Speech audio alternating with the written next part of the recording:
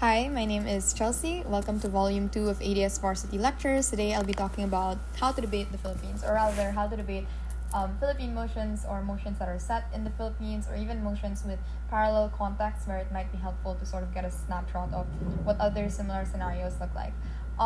Before I get on to the meat of the lecture, I just want to make a few disclaimers about what the lecture is and what the lecture isn't. So this is a debate lecture. It's not intended for academic purposes or as an opinion piece as my personal opinions. It is also not intended as a replacement for actual matter loading. So I won't go into a lot of detail about current and developing events, though I might mention them just to give sort of illustrations or context, some things I'll be talking about. I also won't go into a lot of detail about even some things that I'll be discussing here, because the point of this lecture is just to focus on consolidating information on what the Philippines looks like, such that arguments that debaters usually make become easier to apply, and it's easier to follow key issues that you should probably know about. So again, the point of this lecture is just to sort of be a starting point or jump off point for people who want to build a broad knowledge base around the country. But you should probably, I hope that you read more after this. Okay, so we can move on to the agenda. So there are 3 parts of the lecture. The first is how to debate Philippine motions, so just giving a broad context on what the country looks like. The second is Philippine politics, and then the third thing is discussing energy in the country. The reason for these topics is just that I think that these are the topics that usually come out in the Philippines, or like with Philippine motions, usually the trend is to debate about either our politics or our utilities, and when it's a utility debate, usually it's focused on energy, whether that's production or generation or distribution. So these are the things that I thought would be most helpful to debaters. But yeah. So the first thing I'll talk about is how to debate the Philippines. There are 6 key conditions that I've identified that sort of inform the lives broadly of the 112 million people that live here. Actually, the first condition, out of now 7 conditions, I guess, should have been that there are 112 million people in the country. That is an extremely large population for a country that is so small. And so that sort of shapes how, a lot of things in the economy, how people interact and communicate with one another, and also sort of like daily things like traffic, etc. But the real first condition that I wrote down earlier was that the Philippines, as it stands now, is a result of a very long colonial and revolutionary history. So in 1565, we were colonized by Spain for 333 years. In 1898, Spain ceded us to the United States for 48 years. In 1941, during World War II, the Japanese invaded and occupied the country, and we were finally granted formal independence in 1946. I want to note that there's a long period of pre-colonial history in the Philippines as well. There were a lot of pre-colonial societies in the Philippines that were that had like very big economies, that were trading with other Southeast Asian nations, that had their own distinct cultures and languages and lives.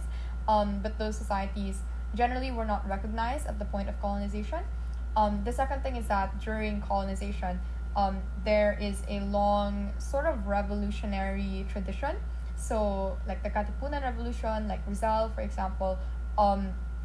So those are all things that sort of define a lot of our culture, a lot of how we see ourselves as Filipinos, a lot of our politics even. So it's important to recognize that history when we're talking about the Philippines. The last thing I want to note is that we gained formal independence in 1946. There were many attempts to declare independence before that point. But then those attempts to declare independence either failed or were not recognized by Spain and the US, and that's why they're not recognized as our formal independence day. The second condition is that I've outlined is that we are a unitary presidential republic, which a lot of our political systems actually come from the political system of the US, which was one of our colonizers. So the head of state is the president. They are also the commander-in-chief. They can only run for, they can only serve 1 6-year term. The president and vice president are elected separately. So even if they are from different and even sometimes opposing political factions, they can still be elected based on the majority vote. The Senate and the House of Representatives make up our legislative body. The Senate is elected through nationwide staggered elections. So we have 24 seats in the Senate every 3 years. 12 senators are elected to serve 6-year terms. So not all seats are up for election at the same time. We call this generally the winning seats, generally the Magic 12. The House of Representatives is elected through legislative districts and party lists, which we'll discuss later. The third thing is on our geography. So the Philippines is an archipelago of approximately 7,641 islands. So the number changes depending on the weather and the tides. We have 3 major island groups. So that's Luzon, Visayas, and Mindanao. All of these island groups are extremely ethnically and linguistically diverse, both from each other but also internally. The third thing is that we are extremely calamity prone. So because the Philippines is in the Pacific Ring of Fire, we have a lot of volcanoes, a lot of earthquakes. We also have quite a lot of typhoons. We are actually among the world's top most vulnerable to climate change, usually in the top 10, though again the rank changes per year. We have largely untapped mineral deposits. The mining industry is actually quite lucrative in the Philippines, but it's not super productive or efficient, and not environmentally sustainable. And the last thing is we have a very diverse flora and fauna as a result of a lot of these geographical features. The fourth feature that I have sort of identified is that it's on religion. So the Philippines is a secular state, but an extremely religious population. I think around 1% is irreligious, but the majority of the country is has or like believes or is registered at least to a certain religion. We are Asia's largest Christian nation, and the vast majority of the people in the country are Catholics. The second largest religion is Islam, but by a wide margin.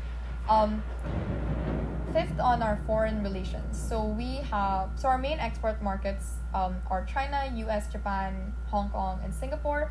Our main import markets are China, Japan, South Korea, the US, and Indonesia.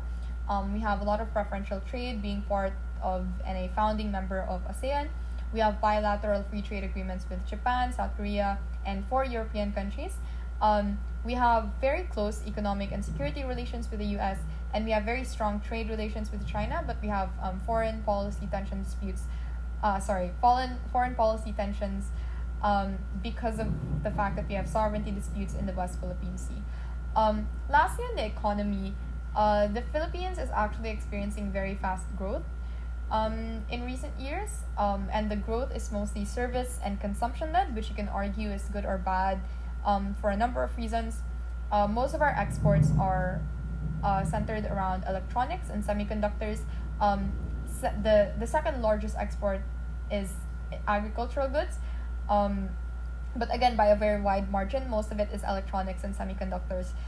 We have quite high foreign reserves comparatively to our GDP, and unemployment is quite low in the country. But we do have a very big problem of chronic underemployment. So a lot of the people in the Philippines aren't working jobs that the jobs that they should be working. They are working like jobs that are far below what their qualifications are. We have large geographical inequality, both between urban and rural areas, but also between the different island groups. So a lot of the funds are concentrated within Metro Manila, the capital, and also surrounding areas in Metro Manila. Areas surrounding Metro Manila. And so that's led to a lot of underinvestment historically in Visayas and Mindanao. That is changing, and there's been an increase of investment in those areas because of the saturation that's happening in the capital and in Luzon.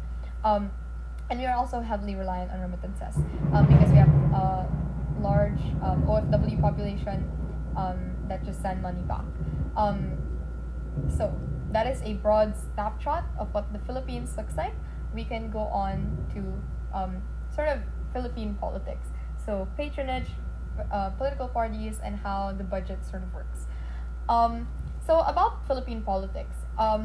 The Philippines is not a two-party system, so the definitions of what the quote-unquote Philippine opposition, which is sort of a term used in a lot of debates, vary. So one definition is that it's anyone against the current administration, which is kind of complicated and kind of like ultra broad, because so the current administration, the Marcos administration, is currently not aligned with, or like not aligned with the Duterte administration, with its VP, and so a lot of people, like some people, would define the Philippine opposition as including the Dutertes, but again, that's very broad.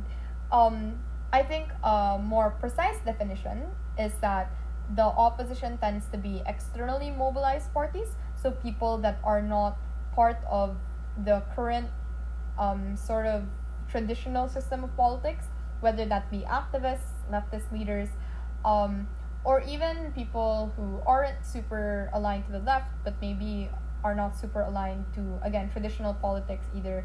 But because there's no set definition as to what the Philippine opposition looks like, again, this is a very broad term, and sometimes the ideology within certain groups within it are very contradictory, which is inevitable no matter how small you want to define it. So I think for the purposes of debate, you really just have to choose the definition that is sort of more closest to the intention or the spirit of the motion, because again, there are many different definitions of what the Philippine opposition looks like right now, especially with how fractured our politics looks like. But then the second thing is that we have very weak national parties. So again, we are not a two-party system, we are a multi-party system, but then those national parties are very weak. Oftentimes they are alliances of convenience around certain personalities that might be doing well in the polls. It's not necessarily parties centered around any particular ideology. The most successful parties tend to be, especially in presidential elections, are parties that are endorsed by or are currently endorsing the leading presidential candidate, or the candidate that's most expected to win. And oftentimes voters split their votes between candidates from different parties. So yeah, Philippine politics very fractured. There are a lot of different actors and moving parts involved, and so it's really not wise to debate it as if it were a two-party system like the US, because even though it is very divided, it is divided in a very different way. What does I've identified something that is unique to the party system of the Philippines, kind of, that I think would also be useful in debates about certain elections. So in the 1987 Constitution, it is stated that sectoral representatives shall compose 20% of the House of Representatives, and it's not clearly enforced what these sectoral representatives are. In 2013, the Supreme Court actually ruled that political parties don't have to represent the marginalized to be able to participate in party list elections. Now, they still have to represent a sector. That sector doesn't necessarily have to be underrepresented. And in 2022, according to Contradaya, I think 70% of accredited party lists were linked to political clans, to business tycoons, to other government and military offices with unknown or unclear advocacies and representations. In 2025, the number was lower, that's about 55%, but it's still quite high. There have been, in the past, sort of enforcement mechanisms around this sectoral representation thing. So Duterte Youth was one example of a party whose proclamation was cancelled, even though they won in the elections. They were not proclaimed by the COMELEC, and they were actually disqualified because of the fact that they didn't really represent the sector that they were claiming to represent, aka the youth. But I think in debates, it's just useful to know this information because it's one mechanism sort of for how power is entrenched in the country. So a lot of these, especially old guard politicians, and even newer politicians will sort of create these political parties just to get more power sort of in the legislative, or just to get more influence through campaigns in general. And because of the fact that the enforcement around what a sectoral representative is and how valid your political party isn't really super strict. They can just do that if they have enough funds, enough incentive to do so. The next thing I want to talk about is patronage in the Philippines. So the first is on interdependence. So obviously, if you're a politician entering into politics, you want to win. No matter what reason you're entering into politics, whether that's to genuinely help people and serve your country or just to make money off of it, the reason you have entered into politics is more often than not because you want that seat. And because of that, there's a lot of interdependence between national and local politicians based on how the political system in the Philippines kind of looks like. So because we have extremely weak national parties, it's very hard to sort of create a nationwide machine or political machine. If you are running, for example, for senator or for not Congress, but maybe like president. And so these nationwide politicians often rely on local politicians to be able to, convince people to vote for them. Obviously, this is not an absolute rule, so there are people who will vote for politicians that they like, regardless of what their local politician says. But in the vast majority of cases, the person that your local mayor or local governor endorses will probably win the majority in the in your area, right? And so that creates a lot of dependence on the local context when it comes to national elections. So one way that this manifests is through vote buying. So you a lot of the time, the way that vote buying happens in the context of national elections is it's facilitated through local government. So local governments sort of give the logistics for how that vote buying happens, and they endorse the national candidate that is best for them. Vote buying also kind of happens in the sense that national candidates will also often sort of promise to allocate certain funds or certain parts of the budget to this particular municipality or this particular local area if they are able to get them a certain number of votes. So basically, local politicians hold a lot of power collectively when it comes to national elections because of the fact that their local machines often to be stronger than national machines. Because they're just closer to their constituents, they are oftentimes more established, they are more visible to their constituents, they have made like a sort of more emotional, personal connection with them because of that proximity and that establishment.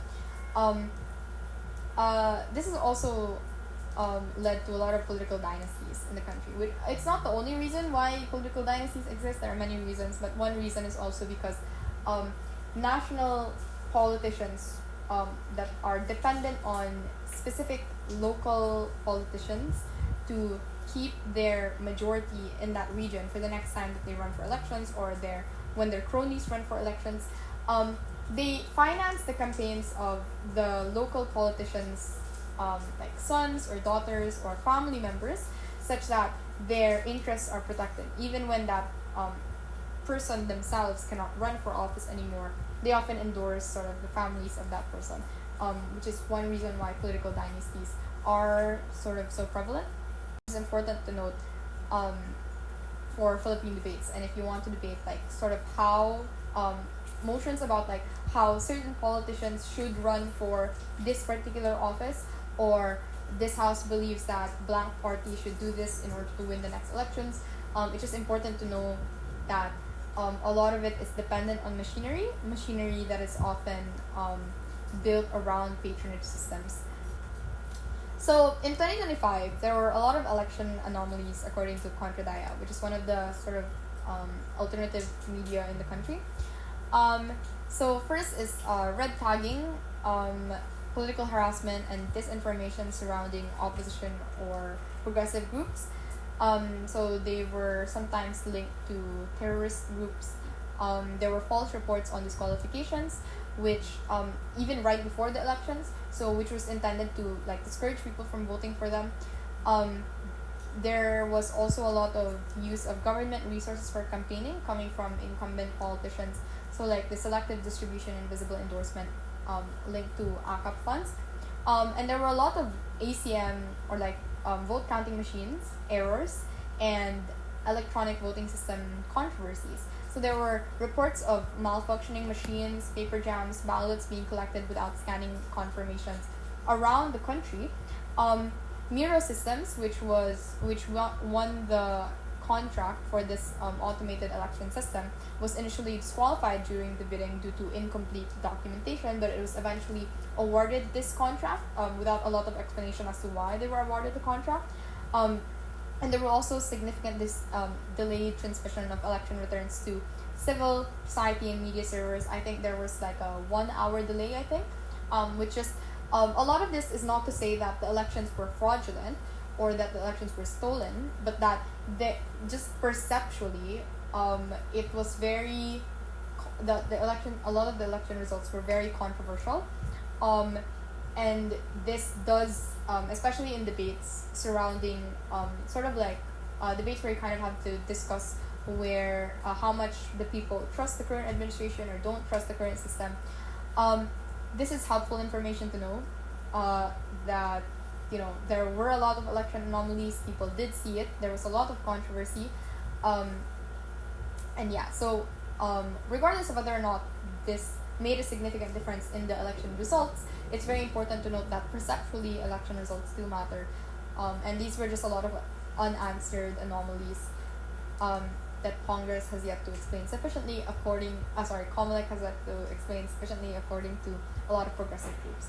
So there have been a lot of discussions surrounding the national budget. If you've seen the news, if you've watched the news, if you've been even just on social media, you will find a lot of discussions surrounding the national budget.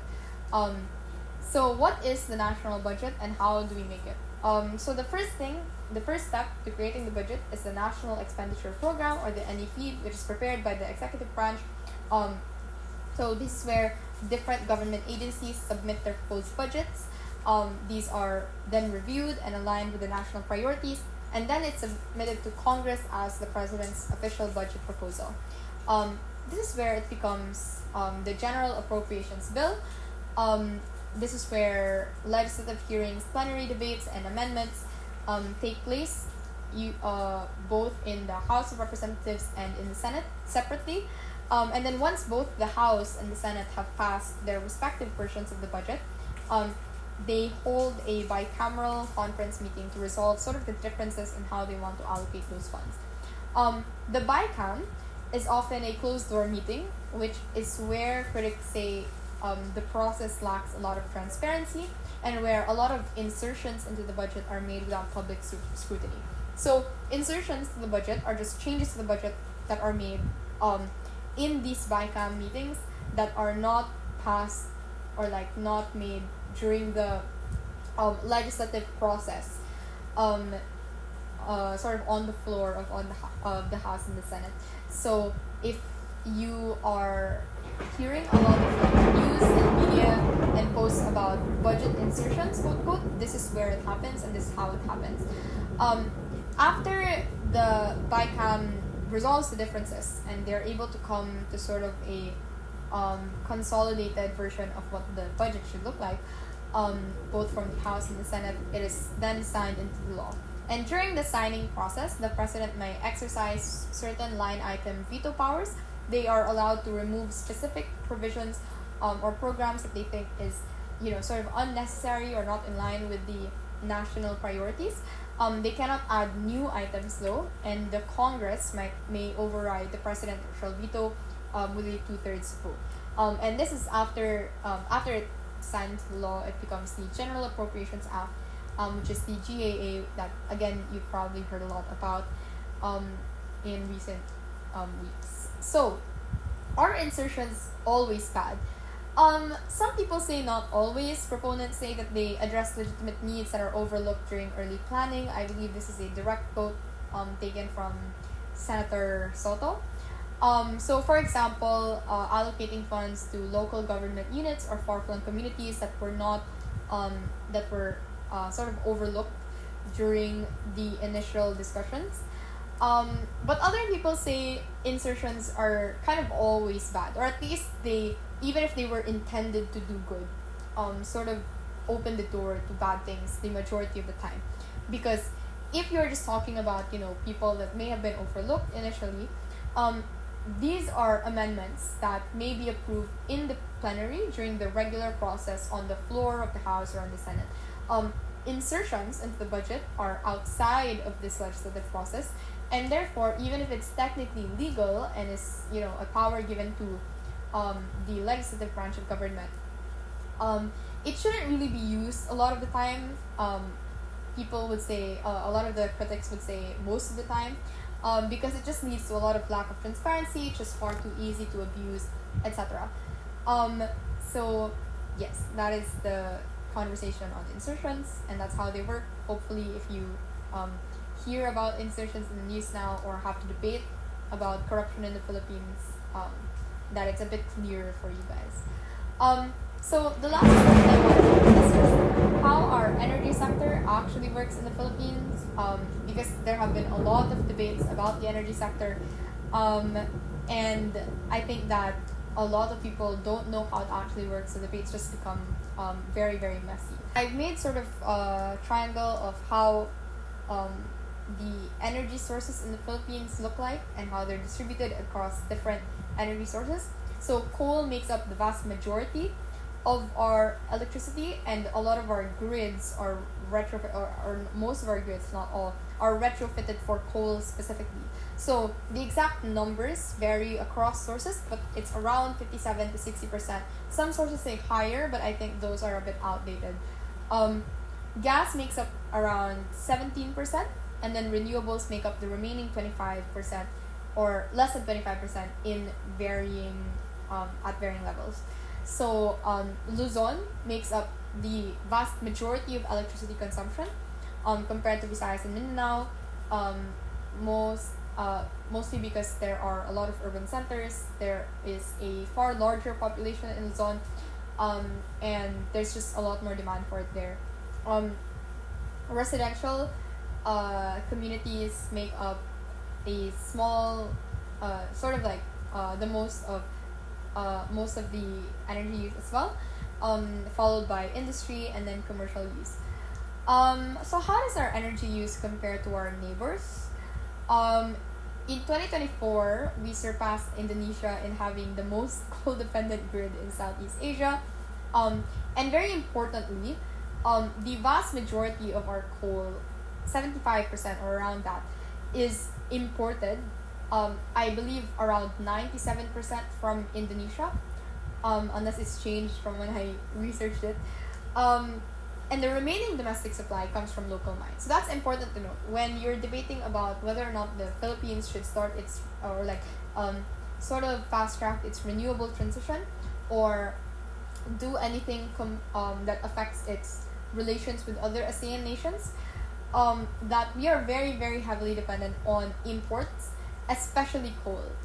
So we do not have enough coal in the country to fulfill our energy demands, and we do not have enough renewables, or are not producing or storing enough renewables to meet those demands as well. So as of now, we are sort of trapped into this rubber room of sort of having to import a lot of it, and being dependent on like things like global shocks, or having to just sort of maintain good relations with our neighbors in general. In the same year, the Philippines ranked third highest behind Singapore and Japan in terms of electricity cost in the continent. So that is the entirety of Asia.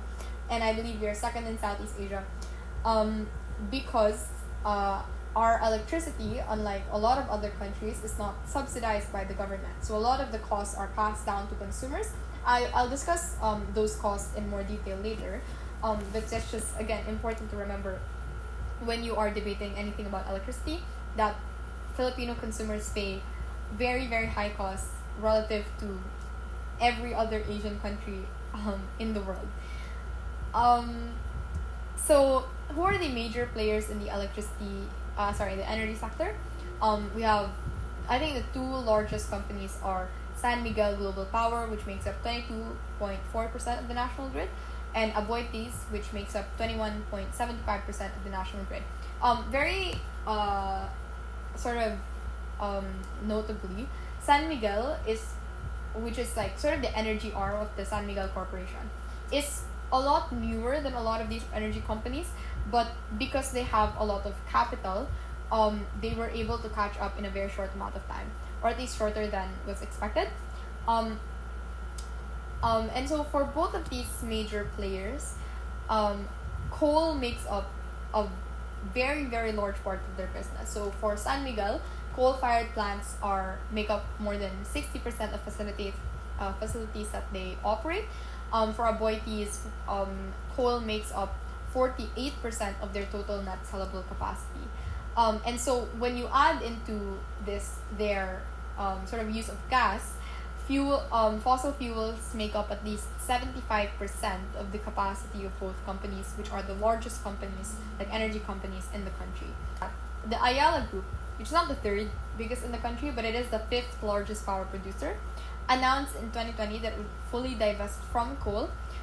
So it has already made significant steps towards this. So they transferred their fossil portfolio out of their subsidiary corporation. They sold their coal plants in Bataan, and they implemented early retirement on the South Luzon Thermal Energy Corporation, even after just 5 years of operation. This is the Philippines' first private energy transition mechanism, and I'm pretty sure it's one of the first in Southeast Asia in general. So there are players that are very heavily reliant on coal and fossil fuels, and there is one particular player that is sort of going hardline into the sustainability sustainability market, or at least that's how they want to market themselves, in comparison and differentiating from other energy companies in the country. Very notably also, coal is running out, just in general, and so a lot of these companies are pivoting to gas, despite them also being some of the biggest investors in renewable energy, and also the biggest proponents of renewable energy, or at least in the sense that a lot of their marketing is sort of centered around renewables. But in 2025, Aboitiz completed the acquisition of a 27% stake in a $3.3 billion mega deal with Meralco and San Miguel to build an integrated LNG facility. So for specific companies, the pivot as coal is running out is towards gas, not renewables. For others, like the Ayala Group, they said that they would fully divest from coal and they would invest more in renewables. So it's just a matter of which actor you want to present. In a debate about, like, let's say transitioning to renewables, it's just a matter of which actor you want to discuss and how you weigh those different actors against one another. So I'm sure that a common question that you've seen in debates is, can the Philippines actually transition to renewable energy? Whether that's a debate about the transition itself, a debate about whether or not we should fast track the transition, whether or not the government should incentivize this, whether or not a specific corporation should invest in it. And there are arguments for and against both. I assume you guys already know the arguments for sort of like the benefits and harms of a general renewable energy transition. So most of these will just be sort of Philippine context specific. So for the arguments for the transition, the first is that there is a lot of administrative backing currently. So the national plan targets 35% of energy generation from renewable energy by 2030 and 50% by 2040. So there's just a lot of political support, especially in recent years. The second is that there's a lot of growing real investments, you could argue. So in 2024, the country sort of broke a record for renewable energy capacity installation in a single year, which outpaced the amount of renewable energy capacity that was installed, I think, from 2021 to 2023 combined. And so that just means that one, you can argue that it shows that there's already investment in the sector, but then secondly, you can also argue that it's sort of like a signaling effect for investors that the country is ready to do this shift in the first place, which also gets you a lot of investment. The third is that we have strong natural and geographical advantages for a lot of renewables. So, tropical country in the Pacific, we have a lot of access to solar. We are actually very notably sort of the I think the third highest producer of geothermal energy in the world, though it does only account for 8.2% of our current energy market. And then fourth is that global trends that encourage the transition to renewables make large-scale renewable production and storage more feasible and a lot cheaper and more accessible to the country. So these are all just mechanisms for why the Philippines can do this. A lot of the impacts of whether or not this is good for the country or not can be applied, sort of like the general arguments for why a country should opt into renewables sort of can be cross-applied in the Philippine context, as long as you prove that we have the capacity to do this first. There are also a lot of arguments as to why we cannot actually do this. The first is that it requires a massive scale up across all parts of the sector. Renewable energy, the share of renewable energy in the current market is quite small, as you can see in the sort of triangle in the on the right. So even if the installed capacity increases, it doesn't mean the generation increases. So because solar and wind are very intermittent, hydropower and geothermal energy is very limited to specific geographical regions, which is actually the same for solar and wind also. And so you, as in a motion about renewable transitions, you just have to prove that, the Philippines doesn't actually have the capacity to wait for these things to scale up. Like the transition period will be very, very hard if you fast track it, etc. The second thing is that the Philippine grid is just not fitted for the transition. So one is that the Philippine grid is fragmented. So we don't run one big national grid like other countries do. We have 3 separate grids for the major island groups, that's Luzon, Visayas, and Mindanao. And these 3 grids are only partially connected as of recent. So these 3 grids, because they are fragmented, cannot freely transfer excess power. So if there is sort of like a wind farm in, let's say, southern Luzon, or like northern Luzon, they cannot transfer, freely transfer that energy, to, let's say, Visayas. It's a very simplistic example, but like just to give you guys an illustration, the grid is also not designed for it. Like it's designed for centralized coal plants that offer steady baseload and predictable flow of energy, which wind and solar, they're very intermittent, and it will take a lot of money to upgrade the grid such that they can handle this sort of spotty connection, which is why wind and solar sources in the Philippines now have congested transmission lines that the government is currently trying to fix. So like wind farms, I'm pretty sure in Ilocos Norte, congested, which means that they cannot sort of transfer the excess energy to, let's say, Metro Manila or more southern parts of the country, because of the fact that these transmission lines just are not built to handle the kind of energy that you're transporting and the nature of sort of renewable energy. Another reason is that there are a lot of high upfront costs. So because renewable energy in the Philippines is not as established as things like coal and gas, there is sort of a huge risk for investors.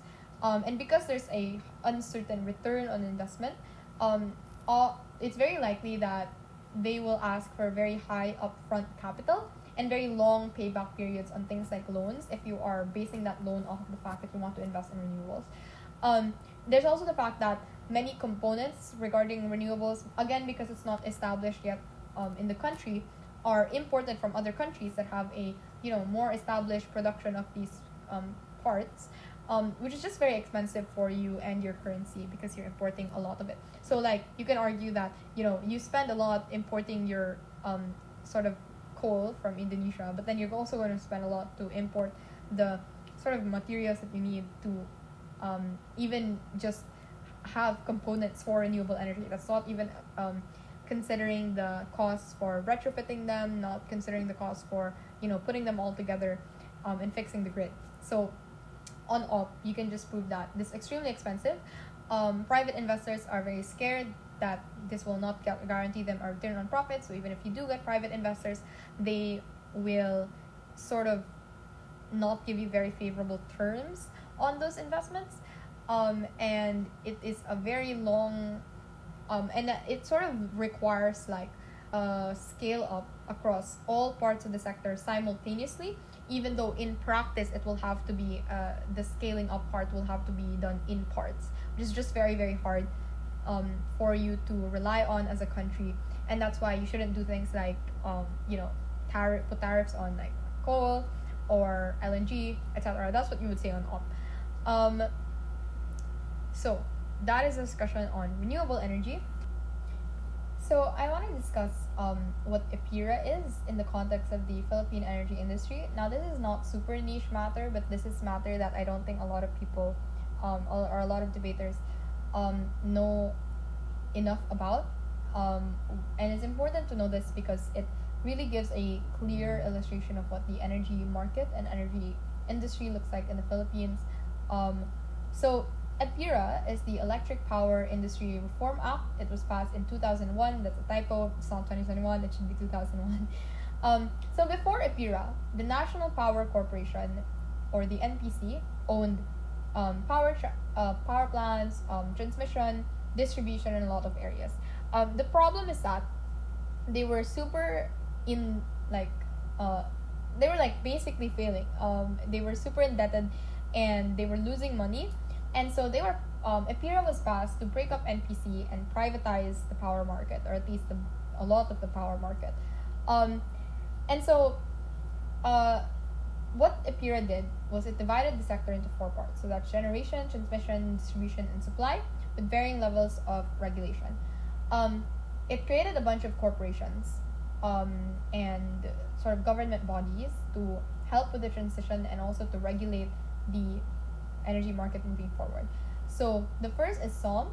So this is the Power Sector Assets and Liabilities Management Corporation, which is created to take over the National Power Corporation's assets and liabilities to sell or privatize generation assets and then use those proceeds to pay down the NPC debt. They also handle the Transco concession process, which we'll talk about later. The second thing that they made is that the Energy Regulatory Commission. So this is an independent regulator to approve tariffs, to set rules for competition and protect consumers, to regulate transmission and distribution rates and retail rates for captive consumers. So when people say in debates sort of like the energy is a natural monopoly, there's no regulation, that's not super true for the Philippines. There is regulation to some extent. You can argue that it's not sufficient, but it's not true, and it's quite uncharitable to say there's no regulation at all.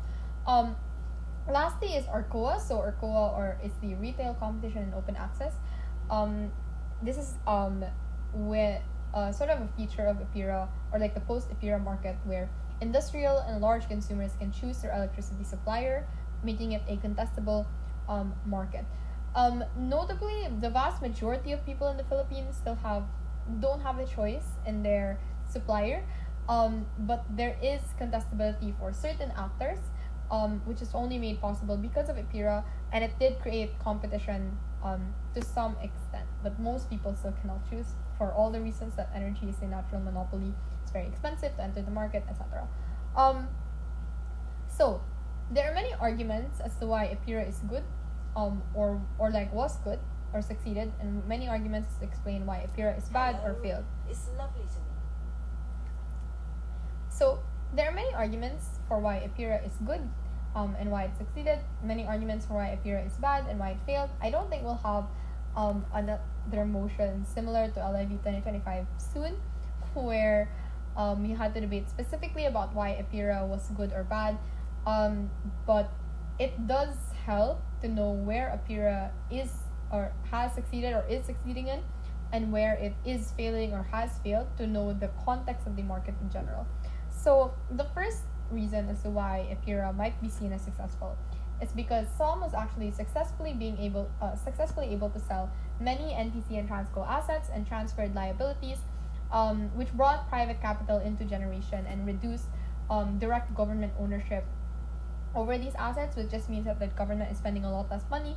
The second thing is that APIRA established a wholesale spot market. So since 2018, the independent electricity market operator runs the market. In the first half of 2025, they reported much lower spot prices due to better supply margins and growing renewables, which shows that the market can deliver cheaper short-term energy when supply conditions improve.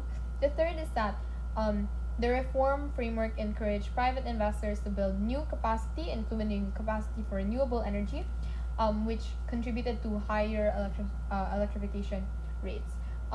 The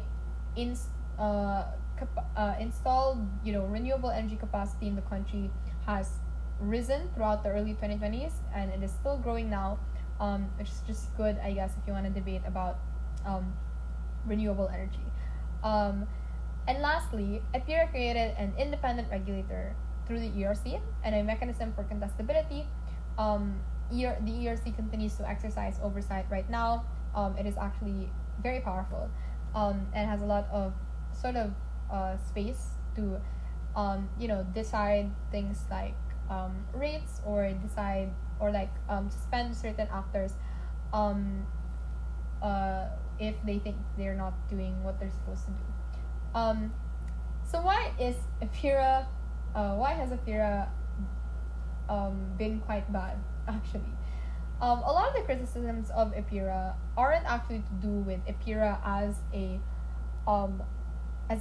law. It's more APIRA and its implementation and the decisions that have been made post implementing it. So the first is that, again, retail electricity is among the highest in the region. In ASEAN, we're second to Singapore. In the entirety of Asia, we're only third to Singapore and Japan, which shows that the spot market that was created by APIRA is only good when supply is high, and then prices indeed spike when supply is low, which creates a lot of volatility in the market. The second thing is that what SOM did in response to the legacy debts of the NPC was quite unstrategic on the part of consumers, because instead of restructuring, renegotiating, or absorbing the debt through the government, they created universal charges that consumers are still paying off. And that's part of the reason why our electricity is so expensive. You can argue, that these charges are sort of like a tax on your electricity, and so instead of the government subsidizing electricity in the country, similar to other countries, we are actually taxed on our electricity, which is quite bad. The third thing is that although generation was open to competition legally, market power is concentrated in a few large players and long-term contracts persist, which limits competition's ability to lower retail prices consistently. So all the reasons as to why energy is typically a natural monopoly, that infrastructure is very expensive, it's very expensive to enter the market, etc., that also applies to the Philippines. Maybe not to the most extreme extent, but you can argue that it doesn't matter that we have increased competition if that competition is marginal, or competition is only between a few groups, etc. So yes, it is true that competition is legal and the market is open. Doesn't mean that people are entering the market to create the actual forces of competition necessary. Fourthly, in 2025, there were Congress hearings surrounding the market, and so Transco basically is the owner of all the transmission assets, because the government lacked capital to be able to modernize the grid, created a sort of concessionaire contract with a private company that can operate the grid in a way that Transco cannot. So in, I believe, 2009, the NGCP, or the National Grid Corporation of the Philippines, sort of took over grid operations. The problem was that Transco was able to flag that the private operator completed only 75 of the 258 projects that were planned over the contractual period. They reportedly only used 10% of its, or around 10% of its allocated capex budget for the fourth regulatory period, meaning large parts of planned grid expansion and upgrades were left undone or significantly delayed. Some individual projects are reportedly delayed by up to 9 years. So these are sort of like an illustration of how privatization doesn't mean that the market becomes more efficient or more sort of accountable, even if there is government regulation, because there are many reasons as to why a corporation might choose to delay or not do certain projects. Lastly, you can also argue that EPIRA and the sort of regulators under it don't really give and haven't really given sufficient incentive for the renewable transition, because they've just allowed private actors to sort of direct capital and investment however they want. That's why we're struggling so much with the renewable transition. A lot of these changes to our grids and to our generation should have been made far earlier, but because EPIRA was kind of slow to tackle that, that's why we're in the situation that we are in now. So that's for EPIRA, and I'm pretty sure the Philippine energy sector in general, which means that we're at the end of this lecture. I hope that you guys learned something. That was quite a lot. I know that I didn't, again, go into a lot of detail into a lot of things that I said, but that's because I want you guys to be able to research on your own. This is just a sort of starting point for if you want to read about the Philippines, to get, to be able to use it in debate, especially if you're a Filipino debater. So, hope you guys learned something. Thank you for watching, and please subscribe to the Ateneo Debate Society YouTube channel.